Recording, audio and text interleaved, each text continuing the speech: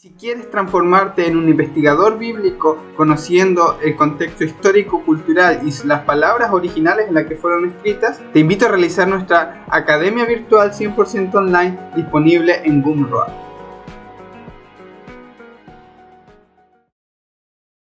Bienvenidos todos mis amigos y hermanos que están presentes en esta nueva presentación de nuestro canal de YouTube Bastián Ángel. Bien, si a usted le gusta el contenido que compartimos aquí, le invito a suscribirse y dejar un me gusta, que siempre ayuda mucho. Sin más, gracias por estar presente. Este es un tema importante a niveles prácticos. Un tema que puede ayudarnos mucho a mejorar nuestra relación, no solo con Dios, sino con las demás personas. Y ya verán por qué. Bien, el tema de hoy se titula El mito de la depravación total. ¿Ok? Así que vamos a comenzar con una oración y vamos a ya partir con el tema de hoy. Gracias, Padre, por darnos la oportunidad de disfrutar de tu paz, de tu amor, y porque hoy, Papito, podremos compartir un poquito de ese amor con otras personas también. En el nombre de Jesús. Amén. Bien, ¿por dónde comienzo?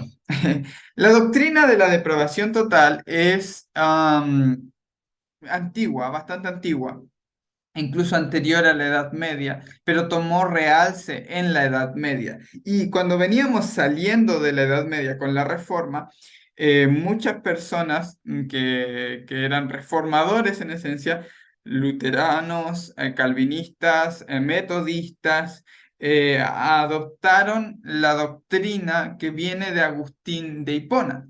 De hecho, Martín Lutero era un monje agustiniano y de él tomó la doctrina del pecado original, que evolucionando esta doctrina desde ciertos puntos de vista trae consigo lo que es la teología o el concepto de depravación total.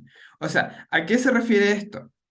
Quiere decir que un ser humano es incapaz de no hacer algo malo. ¿A qué me refiero? Que aún en las mejores intenciones, aún cuando estás orando, aún cuando estás ayudando a tu hermano, lo que sea que hagas, todo está manchado de pecado. O sea, en tu mente no puede generar un solo pensamiento que no esté contaminado con el pecado. Esta es la idea práctica, digámoslo así, de la depravación total, basado en diferentes textos bíblicos. Sin embargo, tiene su raíz en el asunto del pecado original. Ahora bien, el asunto del pecado original es muy interesante porque consiste en lo siguiente. En Adán todos han pecado, ¿correcto? Amor, no sé si puede pasarme las babushkas. Ok, voy a explicar ahora un concepto bien interesante que a mí me llamó mucho la atención cuando lo investigué, lo estudié, y es el asunto del pecado original que tiene unas implicaciones que hoy por hoy muchos lo ven como en un grado más lejano, como que hay otras iglesias que lo tienen, como que hay otras personas que lo enseñan. Sin embargo, muchas gracias. Sin embargo, está presente en nuestras vidas. ¿Ok? Vamos a ir de lo macro, cómo lo enseñan las grandes religiones, a cómo esta doctrina está afectando tu relación contigo mismo, con las personas que te rodean y con Dios. Bien, vamos a avanzar un poco en esta especie de aventura teológica que vamos a hacer. Eh, tengo aquí unas figuritas, ¿ok? Estas seguro las conocen, las babushkas. Voy a quitar el filtro del video para que ustedes puedan ver ah, sin que se difumine. Aquí tengo las muñequitas rusas, las babushkas. Y lo que quiero comentar con ustedes es primero leer un versículo, que es Romanos 5:18, que en Adán todos los hombres han sido condenados. ¿Ok? Dice así Romanos 5:18. Literalmente dice, así como por la transgresión de uno vino la condenación a todos los hombres, de la misma manera por la justicia de uno vino a todos los hombres la justificación de vida. Y así como por la desobediencia de uno, los muchos fueron constituidos pecadores, así también por la obediencia de uno, los muchos serán constituidos justos. Ah, el aspecto de genérico de Adán puede parecer injusto, ¿no? Porque nosotros no estábamos ahí cuando Adán pecó, no estábamos presentes. Y sin embargo, él, de alguna forma, lo que enseña la teología de la depravación total o del pecado original, es que nos transmitió y nosotros estábamos en él, por lo tanto también fuimos culpables y fuimos condenados de ese pecado. ¿Bien? Y no solo eso, sino que fuimos constituidos pecadores. Para muchos, la contraparte del versículo de Pablo va a tener un gran problema. ¿Ok? Pero ya lo explicaré. Y el caso es que es porque estamos realizando nuestro estudio de Génesis, en esto está basado. Génesis 5, del 1 al 2 dice, este es el libro de las generaciones de Adán. El día que Dios creó al hombre, a semejanza de Dios lo hizo. Varón y hembra los creó, los bendijo y los llamó Adán el día que fueron creados. Y cuando Adán había vivido 130 años, engendró un hijo a su semejanza, conforme a su imagen, y le puso por nombre Set. Qué interesante. Ahora, el hombre fue creado a la imagen y semejanza de Dios, pero esta doctrina enseña que ahora los seres humanos nacían a la imagen y semejanza de Adán caído, pecador. Entonces, claro, Pablo da alusiones de esto, ¿no? Pablo da a entender que sí, que todos caímos en Adán. El, el libro de Hebreos en el capítulo 7, si me pueden acompañar allí a Hebreos capítulo 7, dice que Melquisedec recibió los diezmos de Abraham y por lo tanto ese sacerdocio es mayor que el sacerdocio levítico, ¿ok? Pero dice el 5, ciertamente de entre los hijos de Leví reciben el sacerdocio, tienen mandamiento de tomar del diezmo el pueblo según la ley, es decir, de sus hermanos. Estos también que hayan salido de los lomos de Abraham. Pero aquel cuya genealogía no es contada de entre ellos, tomó de Abraham los diezmos y lo bendijo con las promesas. Vamos a bajar un poco. Dice, el 9. Por así decirlo, Abraham pagó el diezmo también a Leví. En Abraham pagó el diezmo también Leví. Ahora tenemos un problema, porque Leví, el hijo de Jacob, todavía no había nacido. Faltaba que naciera Isaac, Jacob y luego Leví. Entonces, ¿cómo es posible que Leví pagara el diezmo a Melquisedec? ¿Cómo es posible que Leví diera el diezmo a Melquisedec si él no había nacido? Entonces, muy pronto le mostraré cómo es interesante este asunto de la babushka. ¿Ok? Entonces dice, em, pagó también Leví que recibe los diezmos, porque aún estaba en los lomos de su padre cuando Melquisedec le salió al encuentro. Entonces, este concepto de estar en los lomos implica que lo que hace tu padre, aunque tú ni siquiera hayas nacido todavía ni tengas cómo decidir, eso es culpabilidad o en favor tuyo. O sea, ya sea para bien o para mal, eh, todo se adjudica a tu cuenta por tú haber estado en los lomos de. Entonces, tenemos a Adán y Adán comete pecado, ¿ok? Pero en Adán está Set, ¿correcto? Por lo tanto, Set también comete pecado por estar en los lomos de Abraham y de Adán. Y nosotros estábamos en los lomos de Set y de todo el resto de la descendencia. Y tus hijos también estaban. ¿Ok? Entonces, si seguimos abriendo, cada generación, cada generación viene a ser responsable del anterior porque estaban en los lomos de. Entonces, en este concepto, que es de alguna forma bíblico, ¿no? Se basa el asunto de la teología de la depravación total, porque como en Adán pecamos, Adán pecó, en él estábamos todos, por lo tanto, todos pecaron. Por eso es que su desobediencia nos afecta a todos y la culpa recae sobre todos. Ahora viene un concepto ahora que Pablo utiliza y es espectacular. Tomando esta misma idea, ahora ya Pablo lo habla como el segundo Adán, Jesús. Por eso es que él dice, en Adán todos mueren, pero en Cristo todos serán vivificados. Entonces tengan el siguiente tema en cuenta. La justicia ahora es de Cristo. Cristo ahora es el segundo Adán.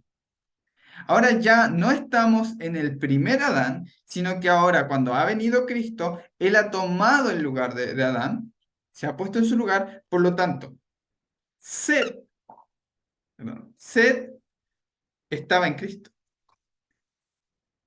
Tú y yo estábamos en Cristo.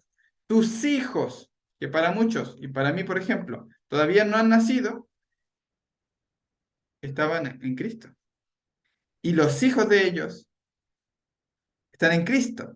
O sea, no hay persona en este mundo, así como no hubo persona en este mundo, hijo de Adán, que no fuera afectado por el pecado de Adán, de la misma manera, como Jesús es el segundo Adán, no deja a nadie fuera. Por eso es que en Adán todos mueren y en Cristo todos son vivificados. Por eso es que en Adán, si bien todos son condenados, en Cristo todos reciben la justificación de vida. Y aquí viene el gran problema para los que creen en esto, porque también creen en el infierno y en otras doctrinas de aniquilación y tal, el hecho de que si en Adán todos fuimos constituidos pecadores, ellos dicen que esa la excepción, nadie se exceptúa de eso. Y efectivamente, la expresión los muchos de Pablo se refiere a que todos los que estaban en Adán, o sea, todo el mundo, fueron constituidos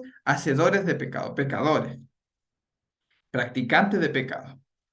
Pero el problema viene para esos teólogos cuando Pablo lleva las cosas con la misma ecuación y dice, porque eso es en el pasado, dice, así también de la misma manera por la justicia de uno vino a todos los hombres la justificación de vida, pero ahora avanza más. Así también por la obediencia de uno, los muchos, o sea, todos, la misma expresión que utilizó para que los muchos fueron constituidos pecadores, los mismos muchos que fueron constituidos pecadores, que estaban contenidos en Adán, serán en futuro constituidos justos. Así que fíjense qué interesante, porque si vamos a aplicar esta teología, si queremos aplicar a todo el ser humano, quieren ser fieles con lo que dice Pablo, a todo el ser humano, el pecado y la práctica del pecado, que es un hecho, también tenemos que aceptar que dice que estos mismos, que son todos, en el futuro, no en el pasado, porque la justificación se dio en el pasado, vino la justificación de vida, pero ahora en el futuro los muchos serán constituidos justos. Así que tienen un serio problema al hacer su análisis muy bueno, muy interesante, muy bien hecho. Nosotros ponemos este ejemplo para que se entienda mejor. Pero está ese el problema, que dejan de lado el sacrificio y todo lo que vino a hacer Jesús como segundo Adán. O otros lo que hacen es quitarle y restarle el mérito. Es decir, ¡ay, qué chillido!, ¿no? Es decir, bueno, puede que algunos estén en Cristo, pero otros se quedan en Adán, ¿ok? Otros se quedan en Adán. Y muy poquitos, muy poquititos se quedan en Cristo. Y eso es por la condicionante de que, bueno, para que se queden con Cristo tienen que creer para estar en Cristo. Pero Pablo no hace esta distinción. Pablo dice que es cierto que el pecado abunda para el mundo, pero para los que creen, la gracia sobreabunda. Sin embargo, cuando Pablo sigue progresando, ya no está separándolo por fe, por no creyente, por creyente. Él está diciendo simplemente que todos cayeron en Adán y esos mismos serán hechos justos. Así que Pablo ya no hace distinción. Él no agrega ese aspecto. Él deja la ecuación clara. En Adán todos, en Cristo todos. Pero el gran problema no es ese. El gran problema no es ese. El gran problema es lo que se deriva de la doctrina del pecado original, porque la doctrina del pecado original en cierto modo está bien, en cierto modo. El problema es que no toma en cuenta la segunda parte de lo que ha hecho Cristo y ahí es donde viene el problema. Ahí es donde viene la gran dificultad. Y se lleva a otro extremo donde también viene a haber otra complicación. Pero primero voy a explicar cómo se ha desarrollado en las religiones más grandes la teología del pecado original. Por ejemplo, como el ser humano ya nace condenado por el pecado de Adán, los niños nacen pecadores. Y se pone el ejemplo. Ve que el niño desde pequeñito dice, esto es mío. ¿Ven cómo se manifiesta el egoísmo en el niño? O que le quitan algo y se pone a llorar. Bueno, eso es egoísmo, eso es capricho. Bueno, entonces el niño ya viene pecador, viene con el chip del pecado. Entonces, por lo tanto, son culpables inherentemente de pecado solo por nacer. Así que todos nacemos ya cometiendo pecado, básicamente.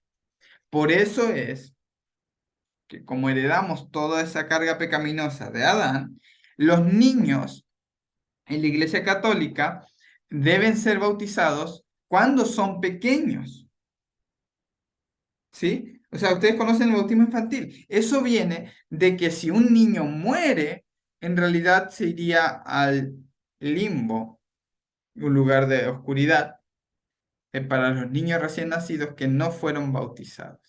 Entonces, de ahí la urgencia de que se presenten los niños en la iglesia y sean bautizados cuando pequeños, porque está arraigada a la doctrina del pecado original. ¿Se va entendiendo? Sin embargo, Cristo dijo, no, dejad a los niños venir a mí, porque de ellos es el reino de los cielos. ¿Ok?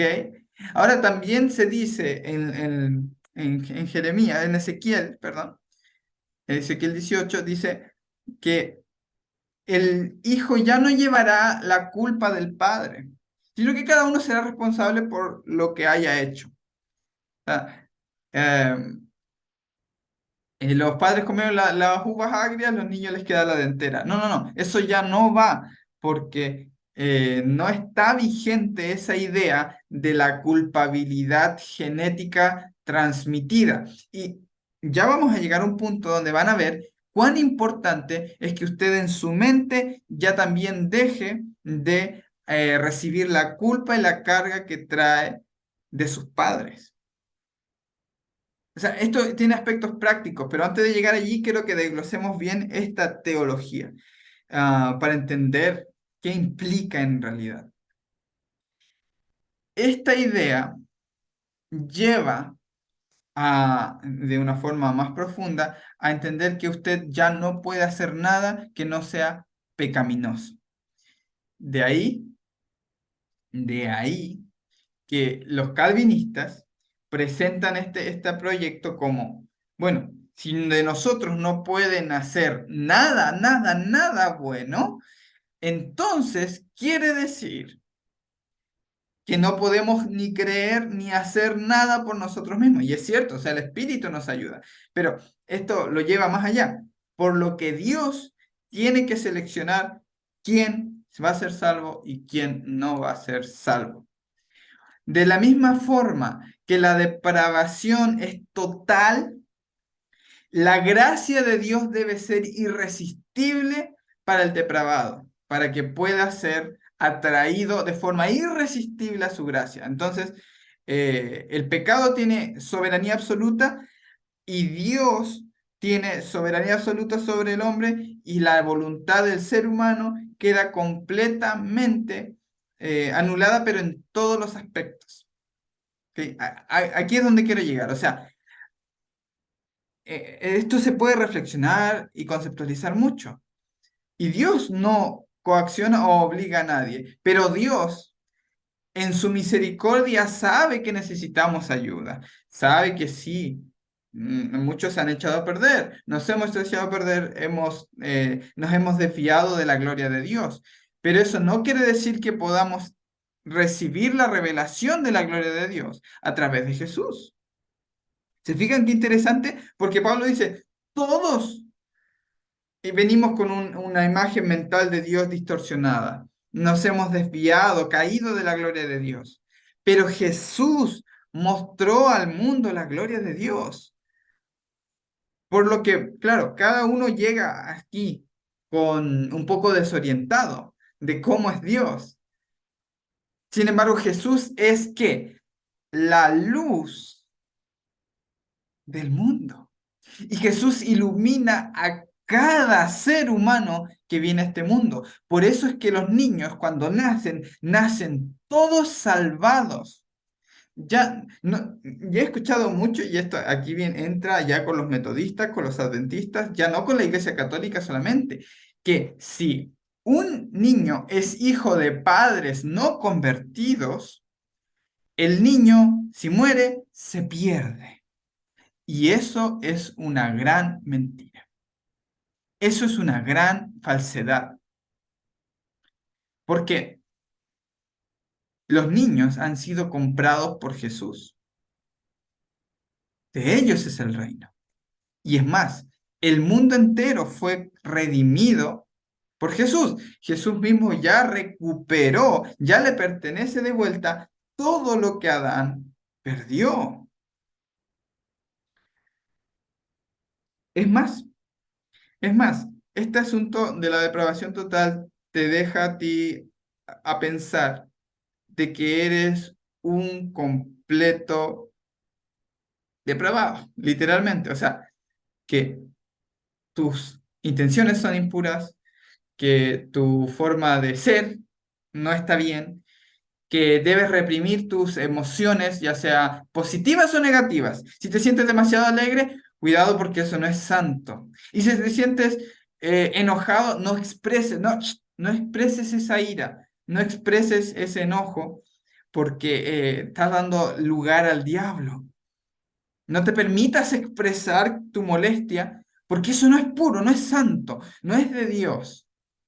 Entonces, claro, tus emociones no debes aceptarlas, debes reprimirlas, aplastarlas, porque solo puedes confiar en Dios. O sea, Él tiene todo lo que es bueno, pero de ti no puede venir nada bueno. Eres un gusano, de ti viene solo basura. De ti solo hay cosas y pensamientos malos. No hay nada bueno en ti. Por lo tanto, no eres digno de que Jesús te ame. No, no, no. Y Jesús te ama porque Él tiene gracia para ti. Así que acepta esa gracia de que te ama a pesar de la escoria que eres, porque eres despreciable y sin embargo Jesús te ama.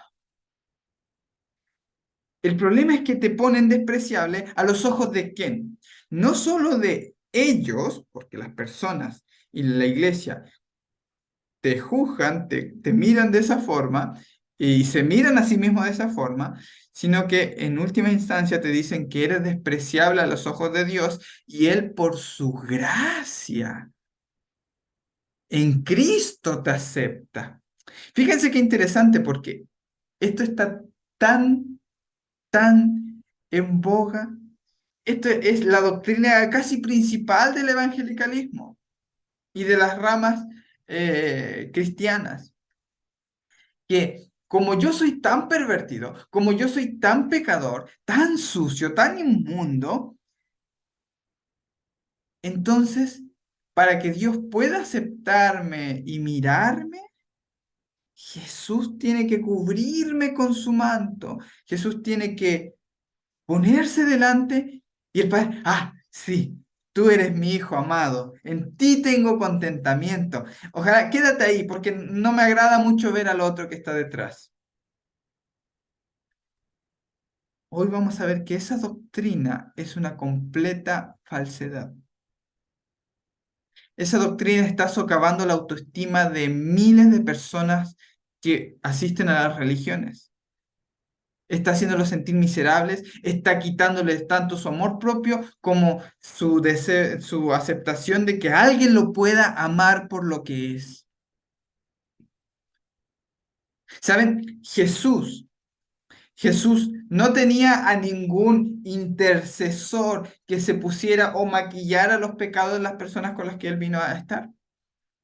¿Saben que Jesús comía con prostitutas, con pecadores, con ladrones, con estafadores?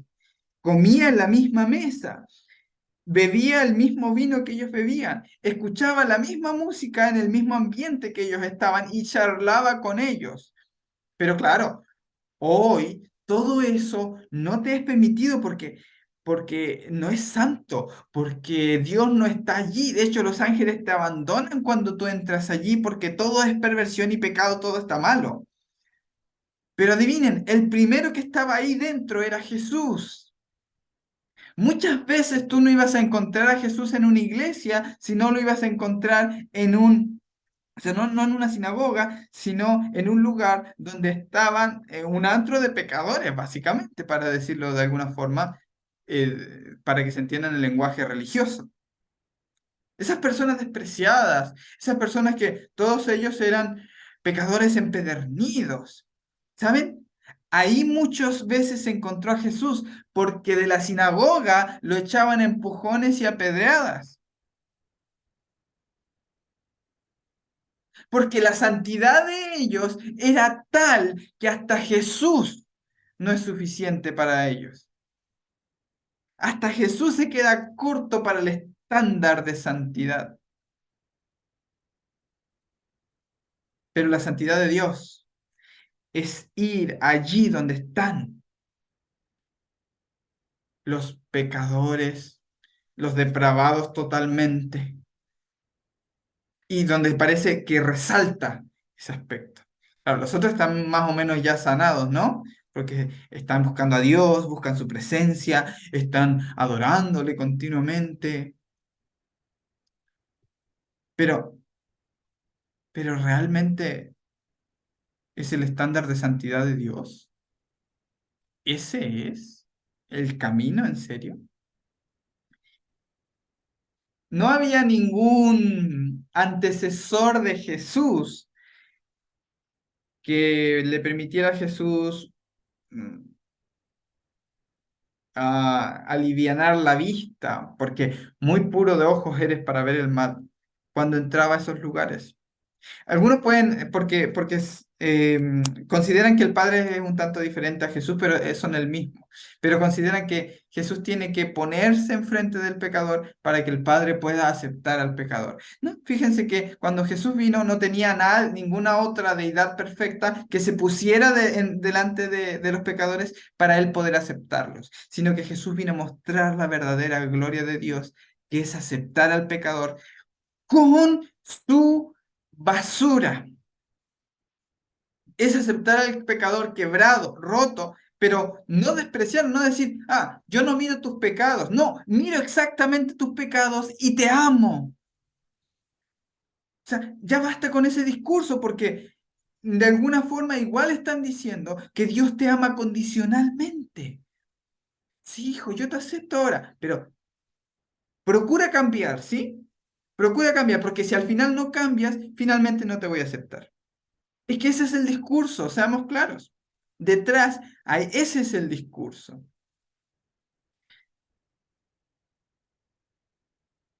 Cuando Jesús habla de amar, es eso.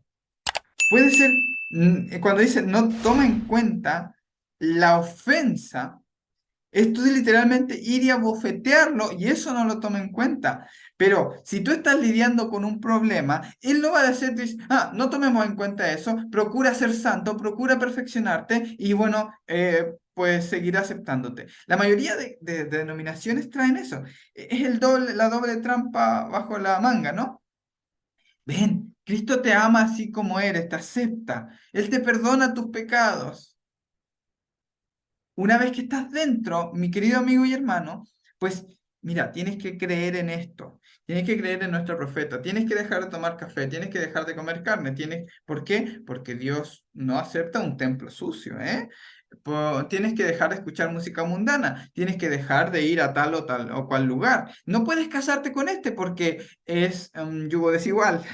No puedes hacer esto, aquello, cuidado con esto, porque, y dentro de la iglesia te encuentras con los sermones que son sermones palo, ¿no? A la gente, por favor, sí, dame más, pastor, apaléame más, golpéame. Creo que hay algo de masoquismo a veces dentro de la iglesia, porque desean que un buen sermón sea donde salgas totalmente humillado y sientas que eres un depravado, eres un pervertido y Dios te aborrece tu pecado, pero arrepiéntete porque solo ahí Cristo te podrá aceptar. Una vez que estés totalmente quebrantado y te aborrezcas a ti mismo.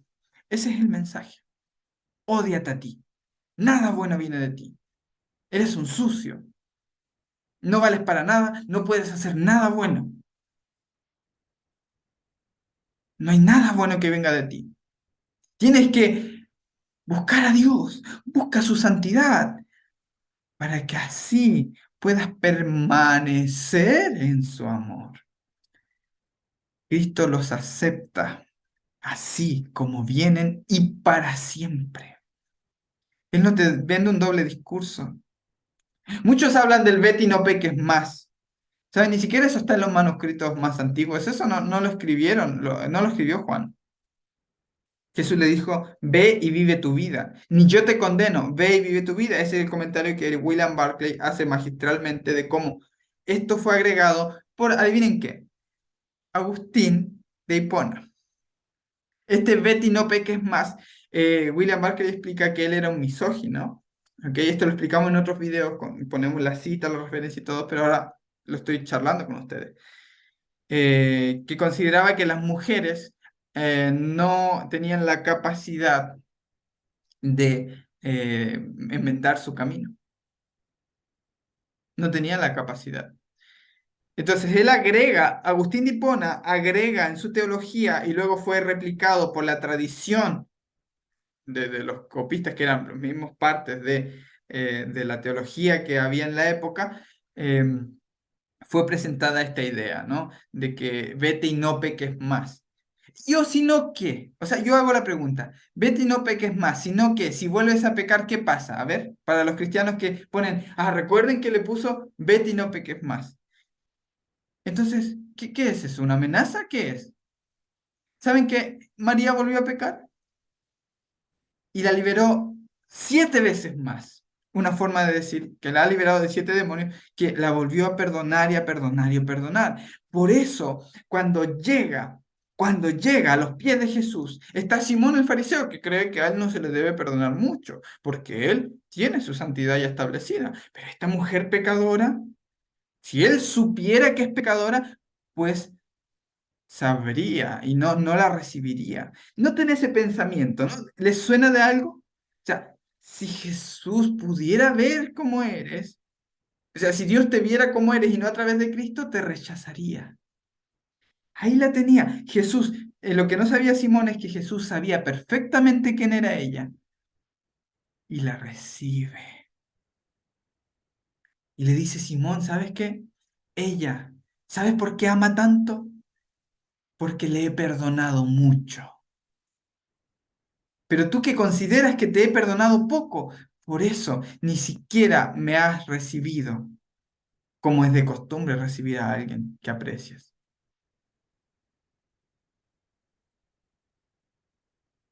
Esa es la gran diferencia. Jesús no tiene nada que ver con esta teología. ¿Saben que habían seis escuelas de teología en el tiempo de los padres de la iglesia? Se levantaron y todos los padres de la iglesia, es decir, los discípulos de los apóstoles, o discípulos de Jesús, pero sucesores de los apóstoles, eran los padres de la iglesia. Ahí tenemos que Jerónimo, perdón, sí, Jerónimo, a Gregorio Nacianceno, Gregorio de Nicea, etcétera, etcétera. Tenemos diferentes padres de la iglesia, papías, eh, y la teología que se enseñaba era de una restauración de todas las cosas, o sea, lo que hoy día llamarían el universalismo, ¿ok?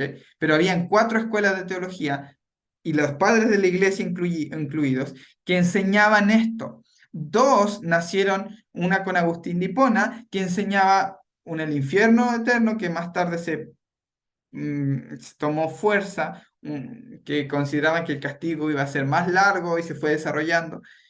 Pero eso es de más tarde, en la Edad Media. Pero el otro era el aniquilacionismo, ¿ok? Que los pecadores finalmente serían destruidos. Y adivinen quién de nuevo está ahí presente. Agustín de Hipona. La mayoría de nuestras denominaciones vienen de la Reforma Luterana que salieron de la Iglesia Católica. Por eso varias condenan a la Iglesia Católica como la gran ramera de Apocalipsis. Y traen la herencia de Lutero, un monje agustiniano. Y adivinen qué otras herencias traen.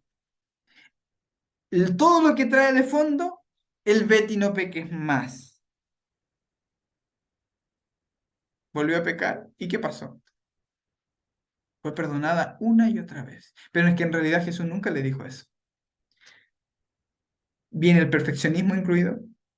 Porque, claro, algunos van en contra de la teología del pecado original y dicen, bueno, no, si es posible, hay por instancias que podemos no pecar. Y si prolongamos eso, podemos no pecar nunca. Así que tratemos de procurar estar en eso. O sea, ese es el otro extremo, ¿no?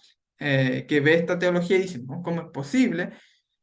Y sigue esa línea. Yo estuve en esa. Por eso es que conozco también la doctrina del pecado original. Y traemos el infierno, para muchos otros la aniquilación, pero no siempre fue así. El legado que dejaron los apóstoles fue una restauración completa. Pero pregúntenle a cualquier teólogo que realmente estudie la historia y le va a decir, sí, viene de Orígenes, viene de ellos, pero adivinen qué, son los sucesores de los apóstoles. Y en los apóstoles también encontramos esta idea. En Pablo, como lo acabamos de revisar, que en el nuevo Adán, en el segundo Adán, todos están incluidos para ser constituidos justos en el futuro. De hecho, Dios ve a la humanidad y aún los aprecia por sus virtudes, al punto que Jesús se hizo hombre porque quería estar entre nosotros. No porque simplemente se humilló, se sacrificó, es abnegado. No, no, no, porque quería estar con nosotros. Dice, dice las profecías mesiánicas, mi deleite está entre los hijos de los hombres. O sea, él disfruta viendo cómo salen a su trabajo, cómo salen y el vino que alegra el corazón del hombre. En la época de Jesús, mis hermanos, no era vino sin fermentar o jugo de uva. Nuestro concepto de santidad, y yo no digo que se vayan a emborrachar ni nada de eso, pero nuestro concepto de santidad está muy distorsionado. Y saben que eso se parece más a lo que dice Pablo, de que nos hemos desviado de la gloria de Dios, nos hemos desviado de su carácter en realidad. Ese es el gran problema. Fíjense que la ley La palabra en griego para ley es nomos. Bien, síganme en esta idea. La palabra en griego para ley es nomos. Y la ley se resume en este punto, en el amor. ¿Correcto? Hay versículos que presentan esa idea. En amor. Ese es el cumplimiento de la ley.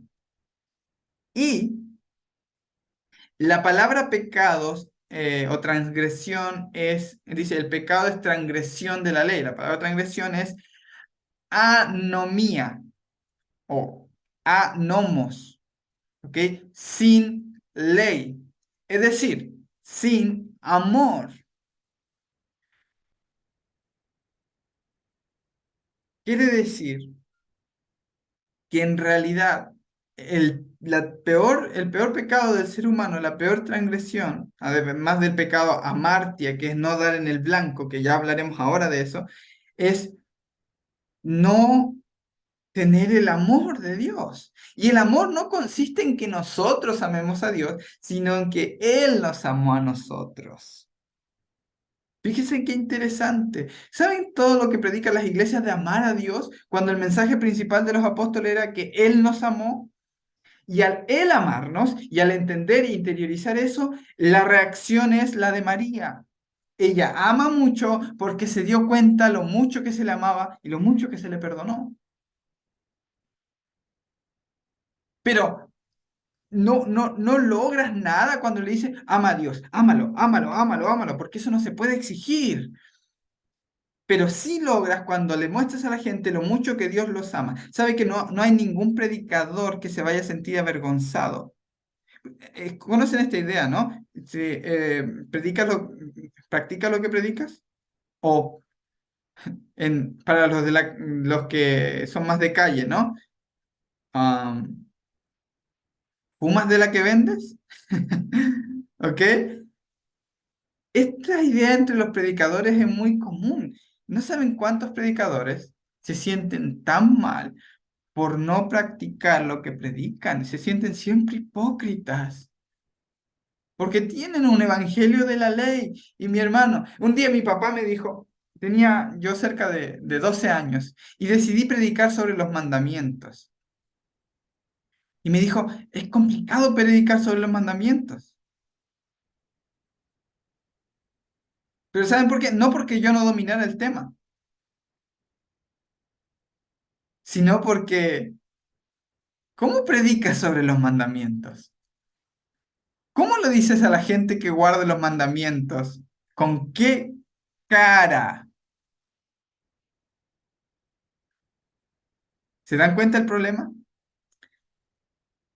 Pero tú no necesitas ser perfecto para decirle a otros lo mucho que Dios los ama y te ama a ti y cómo has sentido ese amor.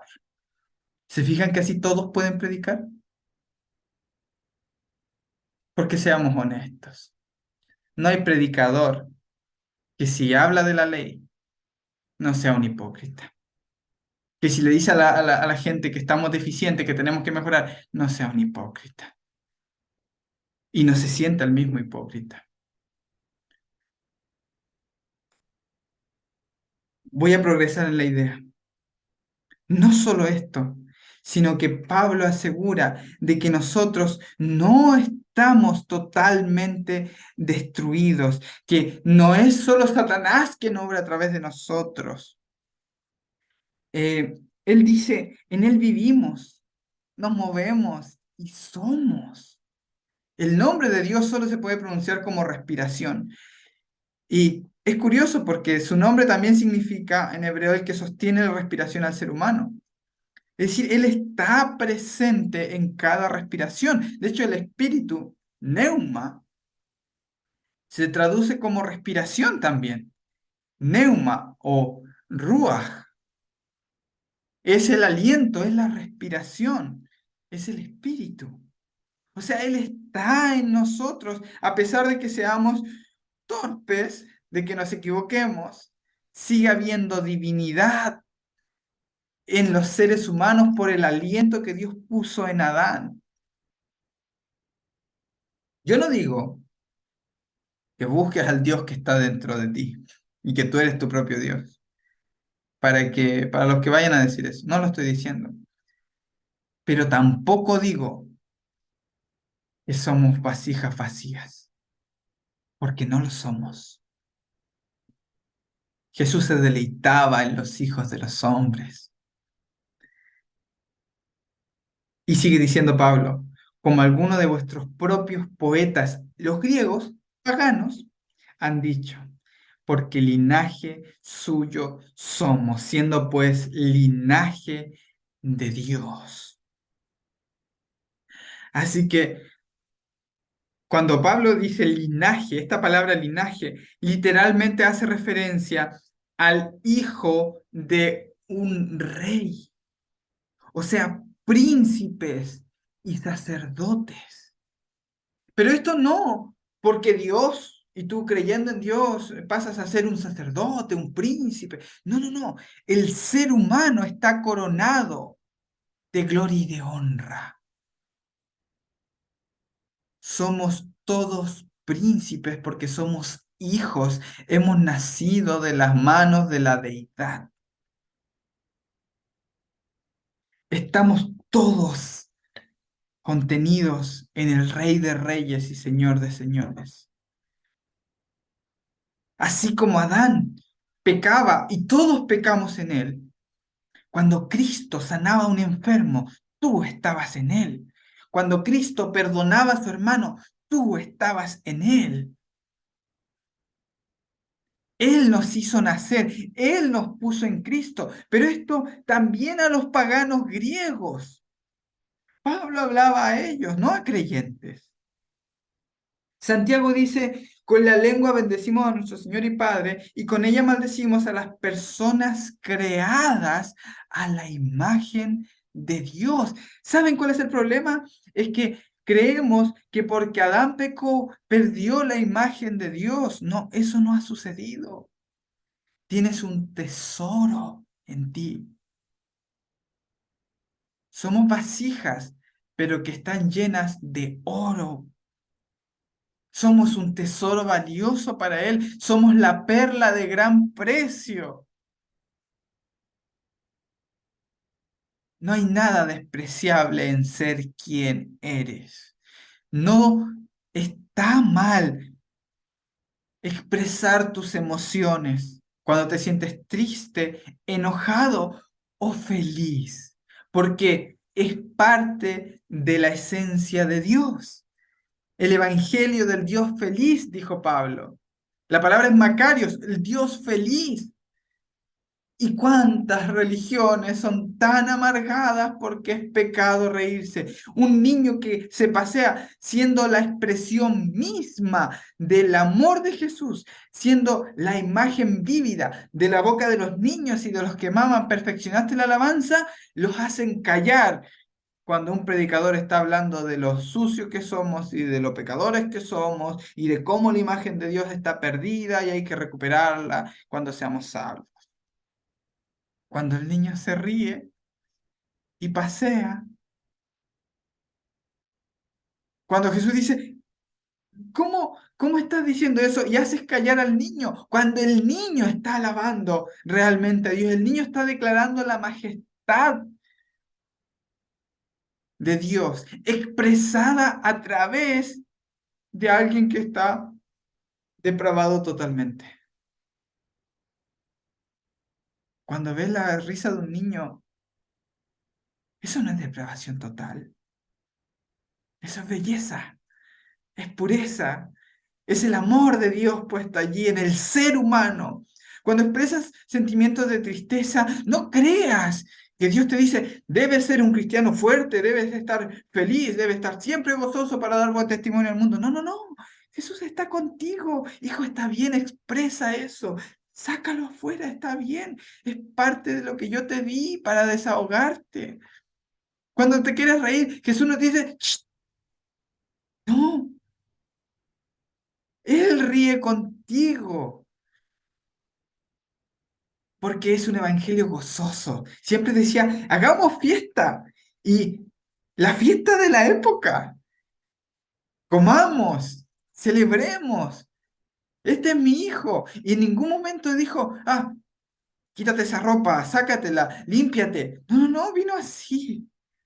Luego dice, no, es que tuvo que venir a confesar al hijo pródigo. ¿Saben qué? El padre interrumpió al hijo pródigo. Si se dan cuenta, el discurso tenía tres partes. Padre, he pecado contra el cielo y contra ti.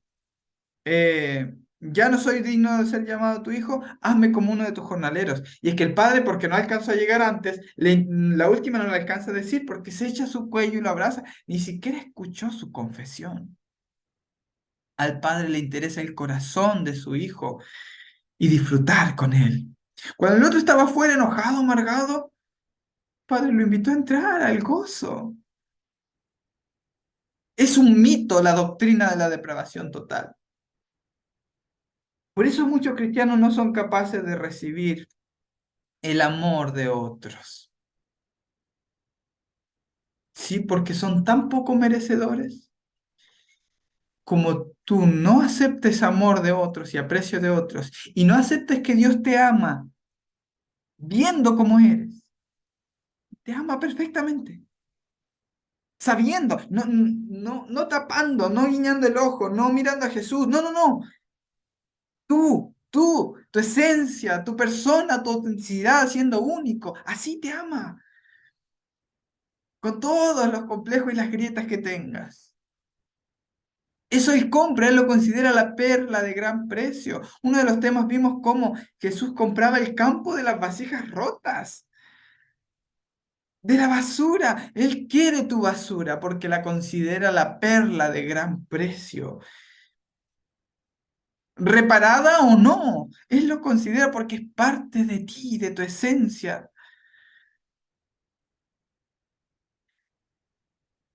Así que no tengamos este concepto de Dios, porque si tú no recibes el amor genuino de Dios, nunca serás capaz de replicar el amor. Así como tú no eres capaz de amar a Dios de vuelta, si no te das cuenta de lo mucho que te ha amado, de la misma forma no vas a ser capaz de amar a tus hermanos si consideras que no mereces ninguna muestra de amor. Que, así como te elogian porque sí, porque es un acto de cortesía, pero no que te consideren realmente valioso. ¿Y qué me dices de tu relación contigo mismo? ¿Cómo puedes amar a tu prójimo como a ti mismo cuando a ti te aborreces, cuando te desprecias, cuando te encuentras miserable, te consideras sucio? Y tomen los textos de la Odisea lo que quieran, sáquenlos de contexto como quieran, a mí no me interesa. Jesús, cuando estuvo aquí, tomó a los miserables y los abrazó. Vayan ustedes a averiguar el Teomit. Alex Rey está haciendo una presentación magistral de la Odisea. No, no, no sigan sintiéndose basura, porque Él te compró, porque te valora. Pero te compró no porque te ve como eres, no como eres, sino como vas a ser. ¿Han escuchado eso? Porque de ahí viene todo esto. En eso se desemboca y en tu vida te afecta todas las áreas. Todo, no, el sueño que estás buscando debes abnegarte y seguir, servir a la iglesia o buscar algo que sirva a Dios. ¿Por qué? Porque tu sueño es pecaminoso, tu sueño no está bien enfocado. Tú debes abnegarte y negarte a ti mismo, morir al yo, morir al yo, matarte a ti, dejarte completamente herido. Eso no era el mensaje. Ese no era el mensaje. Ese no era. Te invito a que también te aceptes a ti. También puedas perdonarte. Tienes que perdonar a todo el mundo. A todos los tienes que perdonar. Perdonas a este que te hizo mal, este que dice, sí, sí, sí, perdono. Pero nunca te perdonas una falta a ti. Y lo digo también por mí. Porque lucho con esto, porque estas son las cosas que nos complican la vida a los que hemos sido parte de las sectas religiosas.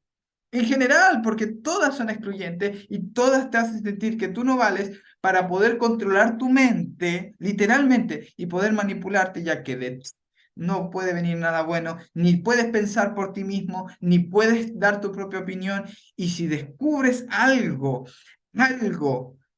del amor de Dios o algo nuevo o algo que sea diferente, algo que lo hayas hecho reflexionando, dices, no, no, no, esas cosas no debemos estudiarlas porque Dios no las ha revelado. Dime, ¿quién decide qué ha revelado Dios y qué no? ¿Quién dice que tú no puedes sumergirte en las profundidades del amor de Dios y sacar majestades que otros no han descubierto? ¿Quién lo dice? ¿Porque eres tú? ¿Porque tú no vales? ¿Porque eres un simple qué? ¿No es esa la idea? Solo escuchar a lo que te dicen tus dirigentes y los que sí saben. Todo está basado en la doctrina de la depravación total y es un completo mito. Quiero terminar con una ilustración muy interesante. Muchos dicen, pero Bastián, hay muchos pecados que nos hacen daño. Y sí, estoy de acuerdo.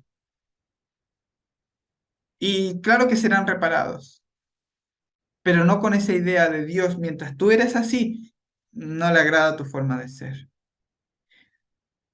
Jeremías 18:4 dice, la vasija de barro que estaba haciendo se echó a perder en la mano del alfarero. ¿Qué tan profundo es eso? Salimos de las manos de Dios. ¿Qué tan profundo es que en las mismas manos del alfarero nos hayamos echado a perder? Presten atención a lo que estoy diciendo. En las manos del alfarero nos echamos a perder. Y esa es la buena noticia, que Él no nos tiró a la basura. Incluso cuando fueron algunos tirados a la basura, Él compró ese campo completo. Así que volvió a hacer de ella otra vasija, según le pareció mejor al alfarero hacerla. Y de aquí es donde Pablo extrae en Romanos 9 y 11 de que algunos han sido vasijas para destrucción, porque se han echado a perder. Y que Dios tiene misericordia de algunos y de otros, y dirás tú al hacedor, dirá el barro al que lo forma, ¿qué haces? O sea, Pablo pone el mismo ejemplo, pero no se dan cuenta que no es en el contexto que los calvinistas han puesto. Como que Dios decide quién se salva y quién se pierde. Porque en Romanos 11, siguiendo el mismo hilo, Pablo dice, claro, pero todos se echaron a perder y todos se cayeron bajo pecado. ¿Pero para qué? Para tener misericordia de todos. Pablo está hablando justamente, ya hemos visto que tanto gentiles como judíos se han estropeado. Pero luego dice, cuando haya entrado la plenitud de los gentiles, todo Israel será salvo. ¿Saben por qué? Porque nadie se queda fuera, porque linaje suyo somos y todo lo que es divino permanece para siempre. La obra de Dios permanece para siempre, dice Eclesiastés. Y somos obra de sus manos. Y aunque el vaso tenga que ser reparado, la greda con la que es hecha, la esencia tuya y mía, no se desecha jamás. Con esa misma hará un nuevo vaso y tendremos este tesoro. Lo tenemos en vasos de barro, sí. El espíritu, la garantía. El cuerpo vuelve a la tierra, pero el espíritu de todos vuelve a Dios, quien lo dio, para ser de este recipiente de barro, uno mejor, restaurado, pero tu esencia sigue intacta. Me gusta, me gusta mucho como, como Jesús, y con esto quiero terminar, con esto voy a cerrar. Tal vez nos hemos alargado, pero espero que puedas estar entendiendo qué tan importante es este tema para tu vida. Me encanta mucho la cultura de la que vivía Jesús. La Torá era la instrucción para todos los niños y todos los que habitaban en Israel.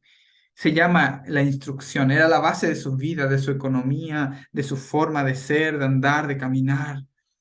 Pero muchos se especializaban en esto siguiendo a un rabino. Y todo el camino comenzaba con algo llamado Beit Sefer, que era el primer nivel de educación. Y un niño de 6 años comenzaría el Beit Sefer, la escuela primaria, por decirlo así. Y comenzaría a estudiar y memorizar, un niño judío, todos los libros de la Torá. Génesis, Éxodo, Levítico, Número, Deuteronomio, todos memorizados, aprendidos de memoria. Y esto se le llamaba Beit Sefer, y al final del Beit Sefer tendrían como unos 10 años, los niños, cerca de 10 años, y la mayoría iría a aprender el oficio de su familia, ¿ok? Pero los mejores de los mejores, fíjese qué interesante, los mejores de los mejores, los que sí valían, seguirían adelante e irían al Beit Talmud. Y en el Beit Talmud aprendían y memorizaban de Génesis hasta Malaquías. ¿Ok? Todos esos libros memorizados eran muy impresionantes, realmente eran brillantes. Y a los 15, 14, 15 años habrían terminado el Beit Talmud. Y ahí sí la mayoría iría a aprender el oficio familiar. Una linda experiencia, memorizar todo eso, le daba un estatus más en aquella cultura. Pero los mejores de los mejores de los mejores irían a lo que se conocía como el Beit Midrash. Y en el Beit Midrash pasaban a un nivel donde debían seguir a su rabino. ¿Ok? Y ellos querían ser escogidos por un rabino y querían ser su discípulo. Eh, Ellos solicitaban a su rabino ser uno de sus discípulos. ¿Por qué? Porque ellos eran los interesados. Un rabino no iba a estar interesado en ninguno de ellos porque eran superiores. Pero ellos tenían que ganarse a mérito ser uno de los discípulos. Y un rabino podría decir, me parece que eres muy bueno, que te sabes la Torá y los libros de memoria, que lo interpretas bien, pero no creo que tenga lo que se necesita, no tiene la pasta para ser un discípulo mío. Podría decir el rabino, bueno, creo que sí, que creo que este chico tiene la capacidad de ser como yo. Creo que sí. Así que lo llamaría y diría, ven, sígueme. Y es curioso porque los rabinos eran los más respetados de la época. Y cuando va pasando Jesús, recuerden que a Jesús le llamaban rabí. Y se sorprendía porque él no tenía educación y sin embargo era un rabí y estaba a la altura de interpretar la Torá y las enseñanzas del Antiguo Testamento eh, como los rabinos. Esto se le llamaba atar, ¿ok? Atar. A la enseñanza de un rabino se le llamaría el yugo. O sea, Jesús habló de un yugo ligero, pero decía que ellos presentaban una carga pesada a las personas, la ley, su carga era ligera. Entonces, él estaba hablando de forma rabínica cuando presentaba esta idea. Eh, para los que quieran saber más de esto, tenemos la academia virtual, ¿ok? Para que quieran interiorizarse más en este aspecto cultural. Y resulta que cuando Jesús pasaba por la orilla de un lago, llama la atención por qué los discípulos enseguida iban tras él. Y es que está Pedro y sus hermanos pescando. ¿Qué es eso? O sea, están ejerciendo el oficio familiar. Quiere decir que los discípulos no eran lo mejor de lo mejor. Ni siquiera Mateo, ni ninguno de ellos, ni los pescadores, porque si ejercían el oficio familiar, seguro quedaron en los rezagados. No eran lo mejor de lo mejor. Seguro Pedro, los apóstoles, sabían de memoria la Torá, pero habían tenido que quedar relegados. Probablemente Pedro, que conocía también los profetas, como los citaba, él seguro habría llegado a aventajar a algunos y llegar hasta el Beit Talmud, pero debió volver al oficio familiar, pues no fue escogido por ningún rabino. Así que era una frustración para la época, totalmente, porque no lo habían logrado. Y ahora Jesús hace algo que sorprende porque normalmente eran los discípulos los que escogían al rabino, pero Jesús le dice, ustedes no me escogieron a mí, yo los escogí a ustedes. Y Jesús los llama, vengan, síganme. Lo que significaba en la cultura decirle a Pedro, Pedro, creo que puedes hacer lo que hago yo. Creo que puedes ser como yo. Y estaba esta idea, ¿no? Que estés cubierto por el polvo de tu rabino, porque caminabas por los mismos senderos que caminaba el rabino, y te cubrías del polvo, y los sabios decían ese dicho. Ah, entonces, cuando Jesús camina sobre el agua, no nos debería sorprender que Pedro quiera hacer lo mismo, porque había orientado su vida a ser como su rabino. Y dice, si tú eres mi maestro, mi rabí, manda que vaya hacia ti. Y Jesús le dice, ven. Y Pedro comienza a caminar. Y Pedro se hunde y dice, Señor, sálvame. Y Jesús lo levanta inmediatamente y le dice, hombre de poca fe, ¿por qué dudaste? Pero lo interesante aquí, para que entiendan todo ese contexto, lo interesante es que Jesús no es el que se hunde. Por lo que Pedro nunca dudó de que Jesús tuviera el poder. De lo que dudó Pedro es de si él podía ser como su rabino, de si realmente era apto para ser un discípulo y ser como Jesús. Y ser como Jesús en aspectos no de perfeccionismo, ¿no? Sino en seguir sus pasos, en caminar con Él, andar donde Él va. Es eso. Y por supuesto, ahí está Jesús. Y le dice, ¿por qué dudaste? Y es que la lección que sacamos de todo esto es que el mensaje de Jesús no es solo, crean en mí, crean en mí, crean en mí. No, no, no, no, no. No es solo, ámenme a mí, ámenme a mí. No, yo los amo. Y de la misma forma, no es solo créanme que yo soy el Mesías, crean en mí. No, crean que yo creo en ustedes. Saben que en la Biblia hay un concepto que es guardar la fe, no en Jesús, sino la fe de Jesús. Y la fe de Jesús es saber que verá el fruto de la aflicción de su alma y quedará satisfecho. La fe de Jesús es el gozo puesto delante de él. ¿Cuál es ese gozo? Tú y yo. La fe de Jesús es creer en ti. Cree en la humanidad. Jesús cree que pueden responder a su amor. Jesús cree que de ti pueden salir cosas buenas. Jesús cree en ti.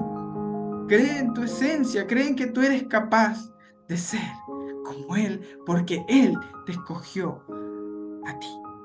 Si Él decidió crearte y dejó que vinieras a este mundo, es porque estás escogido por Él. En Él vivimos, nos movemos, somos y alumbra cada hombre que viene a este mundo. No eres basura. Él cree en ti. Así que deja de escuchar ese mensaje que socava toda tu estima, que te hace sentir miserable. Y presta atención a lo que tu maestro quiere decir. Porque en cuanto mires a otro lado y escuches eso, te hundirás. Pero escucha a tu rabino y podrás caminar sobre el agua, sobre las ajetreadas olas. Así que te invito a cumplir tus sueños, te invito a permitirte abrazar tu corazón, perdonarte. Ya van muchas heridas y es hora de comenzar a sanarlas. Te invito a eso. Bien, espero que hayas disfrutado del tema, espero que haya podido ser útil para muchos. Vamos a orar y vamos a cerrar el estudio de hoy. Bien. Gracias, Padre, porque en Jesús encontramos el verdadero carácter de tu amor, donde podemos como niños alabarte y decir, Abba, papito, realmente nos amas, realmente nos aprecias como un padre aprecia a su pequeño bebé, así con todo, y lo ve perfecto. En el nombre de Jesús. Amén.